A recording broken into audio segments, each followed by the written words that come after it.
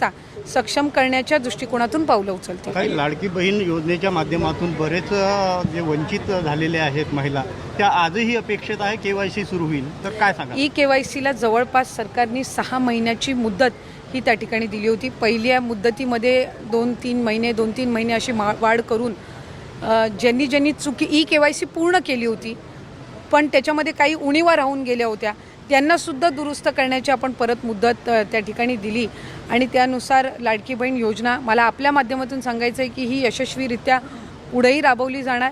KYCच्या संदर्भातला जो निर्णय आहे अधिक वाढवायचं का काय त्या संदर्भामध्ये सुद्धा राज्याचे मुख्यमंत्री आदरणीय फडणवीस साहेब, दोन्ही उपमुख्यमंत्री शिंदे साहेब असतील, सुनेत्रा काकी असतील, या संदर्भामध्ये जी काही निवेदनं प्राप्त झालेली आहेत ही आम्ही त्यांच्यापर्यंत पोहोचवू आणि महायुतीच्या सरकारने आणलेली ही योजना आम्ही पुढंसुद्धा विभाग म्हणून यशस्वीरित्या राबवत.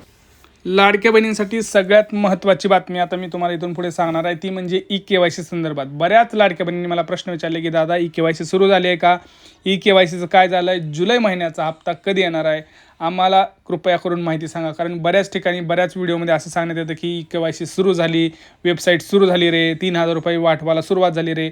ह्या सगळ्या गोष्टींची माहिती आपण या व्हिडिओमध्ये पाहणार आहोत. कारण खरी माहिती आपण आपल्या चॅनलवरती देत असतो, सगळ्या लाडक्या बहिणींना हे माहीत आहे. त्यामुळं आधीच चॅनलला सबस्क्राईब करा. सगळ्यात महत्त्वाचं मला सगळ्यांनी आधी कमेंट करून सांगायचं आहे की कोणाकोणाला जून महिन्याचा हप्ता मिळालेला आहे आणि कोणाकोणाला ज्याची KYC झालेली आहे आणि अशा कोणत्या लाडक्या बहिणी आहेत ज्यांना जून महिन्याचा हप्ता मिळालेला आहे पण त्यांची KYC झालेली नाही. कारण बऱ्याच लाडक्या बहिणींनी मला प्रश्न विचारलेत की दादा आम्ही KYC करून आम्हाला पैसे मिळत नाहीत, पण काही लाडक्या बहिणी अशा आहेत ज्यांना अजूनही पैसे मिळत आहेत म्हणजे KYC न करता सुद्धा, किंवा अशासुद्धा भरपूर लाडक्या बहिणी आहेत ज्यांना प्रत्येक महिन्याला हप्ता येत नाही, 1-2 महिने सोडून हप्ता येतो किंवा 1 महिना हप्ता येतो, असं काही गोष्टी होत चाललेल्या आहेत. तर माझी एक लाडक्या बहिणींसाठी नम्र विनंती आहे, कृपया करून आपणच कमेंट करा, आपणच आपल्याला मदत करा की तुम्हाला प्रत्येक महिन्याला हप्ता येतो का आणि तुमची KYC झाली आहे का आणि तुमचा जिल्हा कोणता आहे. तुम्हाला गाव नसं सांगायचं सांगू नका, पण तुमचा ॲटलिस्ट जिल्हा सांगा म्हणजे आपण जिल्ह्याच्या आधारावरती आपण माहिती घेऊयात. कारण काय जोपर्यंत तुम्ही बोलणार नाही तोपर्यंत मला सुद्धा सरकारकडे कुठल्याही प्रकारची शिफारस करता येणार नाही किंवा काही बोलता येणार नाही. त्यामुळे तुम्ही कृपया करून सगळ्यांनी आपला जिल्हा सांगा, आपली KYC झाली आहे का आणि आपल्याला आत्तापर्यंत किती हप्ते येत आहेत हे सगळ्या गोष्टींची माहिती तुम्ही सांगा. बघा सगळ्यात महत्त्वाची बातमी आत्ताची ती म्हणजे लाडक्या बहिणींसाठी की बाबा जुलैचा हप्ता कधी येणार आहे. KYC संदर्भात काही महत्त्वाच्या 2 ते 3 गोष्टी आहेत, त्यासुद्धा आपण इथं इन डिटेलमध्ये पाहणार आहोत. आता सगळ्यात महत्त्वाचं आदिती तटकरे मॅडम यांनी काय सांगितलं की हप्ते सुरू राहणार आहेत, लाडकी बहीण योजना कायम सुरू राहणार आहे, ती कधीही बंद पडणार नाहीत. हे सगळ्यांना माहिती आहे. आदिती तटकरे मॅडम हेच बोलतात, आपले उपमुख्यमंत्री हेच बोलतात, मुख्यमंत्रीसुद्धा हेच बोलतात. तर चांगली गोष्ट आहे, लाडक्या बहिणींसाठी हप्ता हा कायम राहतो आहे, हा चांगली गोष्ट आहे. आता सगळ्यात महत्त्वाचं काय गोष्ट आहे, पण आपण जर एक गोष्ट लक्षात घेतली तर मागच्या काही महिन्यांपासून बऱ्याच लाडक्या बहिणींचे हप्ते बंद झालेले आहेत. तर त्याचे काही महत्त्वाचे 3 मुद्दे आपण ह्या व्हिडिओमध्ये पाहणार आहोत. ते 3 मुद्दे कुठले आहेत, त्यातला सगळ्यात महत्त्वाचा मुद्दा म्हणजे KYC आहे. बरोबर. आता बऱ्याच लाडक्या बहिणींचे मला सारखे कमेंट येतात की दादा आमची KYCमध्ये हे प्रॉब्लेम आहे, ते प्रॉब्लेम आहे, हा झाला आहे, ते झालं आहे.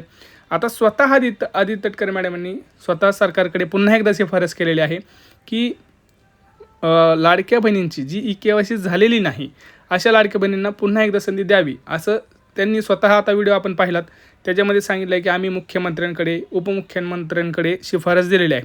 तर ह्या शिफारसीमध्ये त्यांनी सरळ सांगितलं की ज्या लाडक्या बहिणींची KYC राहिली वगैरे आहे त्यांना कृपया करून पुन्हा एकदा संधी द्यावी. पण मला असं वाटतं की तुम्ही दुरुस्तीसाठी शिफारस करू नका, तुम्ही पुन्हा एकदा नव्यानंच सुरुवात करा. कारण भरपूर लाडक्या बहिणी माझ्या अशा आहेत ज्यांची KYCच राहिली आहे. तर आपण जर थोडं मागं गेलो तर यांनी 31 डिसेंबरपर्यंत मुदत ठेवली होती KYCची, बरोबर. पण झालं असं की बऱ्याच लाडक्या बहिणी आपल्या अशा आहेत ज्यांना कामाच्या घाईमध्ये किंवा त्यांच्यापर्यंत माहिती पोचल्या नसल्यामुळे त्यांची KYC राहून गेली, त्यामुळे त्यांचे हप्ते बंद झाले.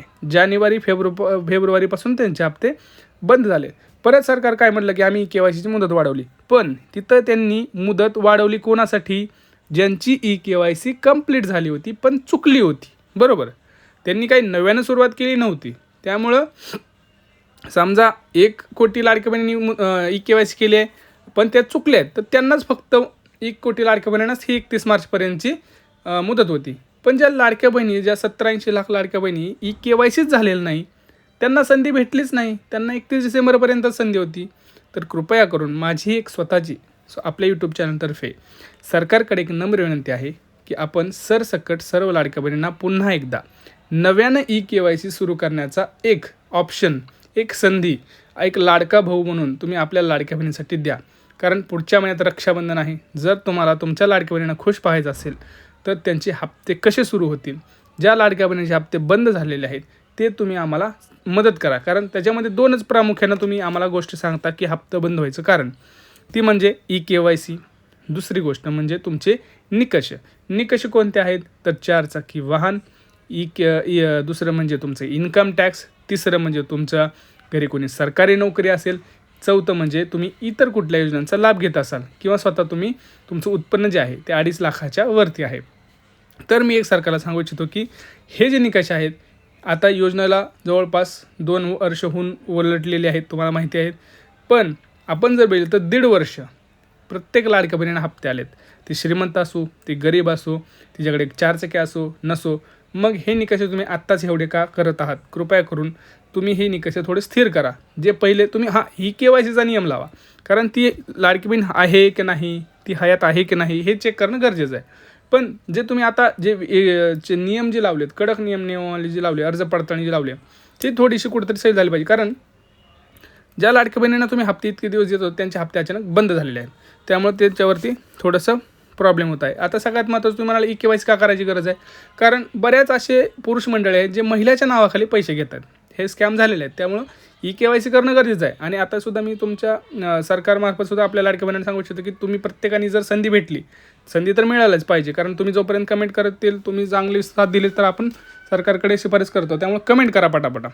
जर सरकारनं तुम्हाला संधी दिली तर प्रत्येकाने KYC करा. कारण KYCमध्ये काय होतं की तुमची ओळख पडते की तुम्ही खरंच तुम्ही आहेत का, तुम्ही हयात आहात का, तुम्ही खरंच स्त्री आहात का, ह्या सगळ्या गोष्टींची माहिती होते. आणि सरकारसुद्धा कळते की बाबा खरंच किती लाडक्या बहिणी आहेत ॲक्च्युअलमध्ये, खरंच किती लाडक्या बहिणी आहेत. म्हणजे 2 कोटी जी संख्या असेल ते 2 कोटी आहे का, की 2-2.5 कोटी आहे, की 1 कोटी आहे, ह्या सगळ्या गोष्टींसाठी ते KYCचा पार्ट असतो. त्यामुळं माझी एक आता नम्र विनंती आहे कोणाकडे, सरकारकडे आणि तुम्हाला लाडक्या बहिणींकडे सुद्धा, की पहिलं तर कमेंट करा तुमची KYC झाली आहे का, तुमचा जिल्हा कोणता आहे. कारण जोपर्यंत तुम्ही बोलणार नाहीत तोपर्यंत मलासुद्धा काही समजणार नाही, ना सरकारला समजणार आहे. कारण काहीतरी डेटा पाहिजे ना की ह्या जिल्ह्यात बाबा KYCचं प्रमाण कमी आहे, त्या जिल्ह्यात KYC झालेलं आहे, ह्या जिल्ह्यात पैसे येतात, ह्या जिल्ह्यात पैसे येत नाहीत. ह्या सगळ्या गोष्टींची माहिती सरकारपर्यंतसुद्धा आपण पोहोचू, पण तुमच्याच मार्फत पोहोचवणार आहे आपण, कमेंट्सच्या मार्फतच पोहोचवणार आहे. जोपर्यंत कमेंट येत नाहीत तोपर्यंत डेटा कसा समजणार ना किती लाडक्या बहिणींना. आता जवळपास आपले व्हिडिओ जर भरपूर लाडक्या बहिणी बघतात, 10-15 हजार लाडक्या बहिणी, 20,000 लाडक्या बहिणी व्हिडिओ बघतात, पण कमेंट किती करतात? कमेंट 1000-2000च करतात. त्याला नाही, प्रत्येकाने कमेंट करा तुमचं झालं आहे काय, तुमचा हप्ता येतो आहे का, ह्या सगळ्या गोष्टींची माहिती द्या. चॅनल आधी सबस्क्राईब करा, व्हिडिओ जास्तीत जास्त लाडक्या बहिणींमध्ये शेअर करा. काही प्रश्न असतील याच्या व्यतिरिक्त ते सुद्धा तुम्ही नक्की विचारा. भेटूया पुढच्या चॅनलमध्ये मित्रांनो. पुढच्या व्हिडिओमध्ये नवीन काही तुम्हाला जर प्रश्न असतील ते सुद्धा तुम्ही विचारू शकता. प्रत्येक प्रश्नाचं उत्तर आणि त्याचं सोल्युशन हे तर आपण देत असतो. त्यामुळे चॅनल आधी सबस्क्राईब करा. चला भेटूया पुढच्या व्हिडिओमध्ये मित्रांनो. तोपर्यंत जय महाराष्ट्र.